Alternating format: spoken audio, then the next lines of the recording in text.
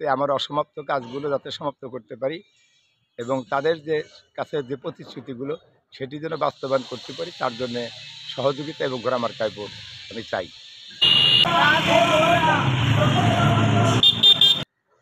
আমি এস.এম. শহীদুল্লাহ সবুজ, উপজেলা চেয়ারম্যান কামারখন্দ, এবং দুইবার আমি জনগণের ভোটে নির্বাচিত হয়েছি এবং তৃতীয়বারের মতো আমি ঘোড়া প্রতীক নিয়ে প্রতিদ্বন্দ্বিতা করছি। নির্বাচনের পরিবেশ এখনো পর্যন্ত মোটামুটি সুষ্ঠু আছে, তবে আশঙ্কা আছে জনগণের মধ্যে যে সরকারি দলের প্রার্থীরা কিছু গুঞ্জন এবং প্রপাগান্ডা ছড়াচ্ছে যে একদিনের মধ্যে পরিবেশ এমন তৈরি করা হবে যে ভোট কেন্দ্রে সাধারণ মানুষ যেতেই পারবে না, আর সাধারণ মানুষ যদি না যায় তাহলে ঘোড়া মার্কার প্রতীক বিজয় হতে পারবে না।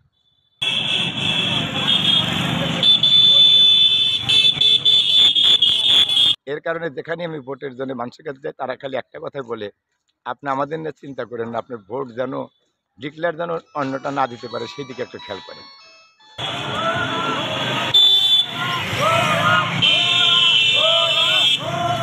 আমি জয়ের ব্যাপারে কখনো জনগণের উপর হতাশ নেই। জনগণ আমাকে ভালোবাসে এবং আমার অসমাপ্ত কাজ সমাপ্ত করার লক্ষ্যে তারা ঐক্যবদ্ধ। আমাকে ঘোড়া মার্কায় এবারও বিজয়ী করবে, শতভাগ আশাবাদী।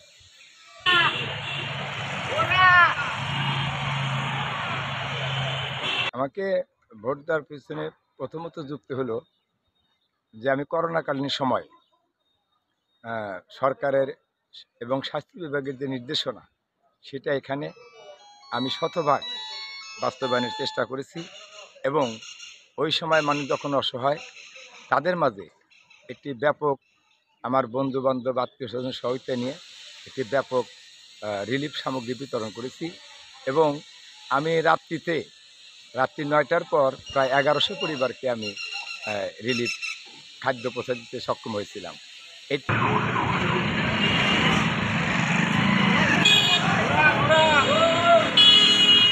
আরেকটি কারণ হলো যে আমার কাছে সকলেই আসতে পারে, সেটা ধনী গরিব নির্বিশেষে অবাধে যাতায়াত করতে পারে। তাদের কথাগুলো শুনি এবং তাদের কথাগুলো যতটুকু পারি বাস্তবায়ন করার চেষ্টা করি।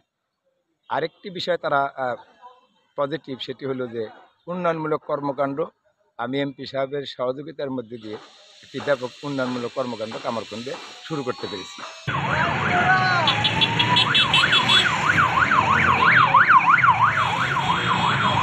কামারখন্দবাসীর কাছে আমার আহ্বান যে এই উপজেলা পরিষদ যেন জনগণের পরিষদ থাকে, কিছু গ্রুপের কাছে যেন এই পরিষদ কক্ষগত না হয় এবং এটা দলীয়করণ না হয়।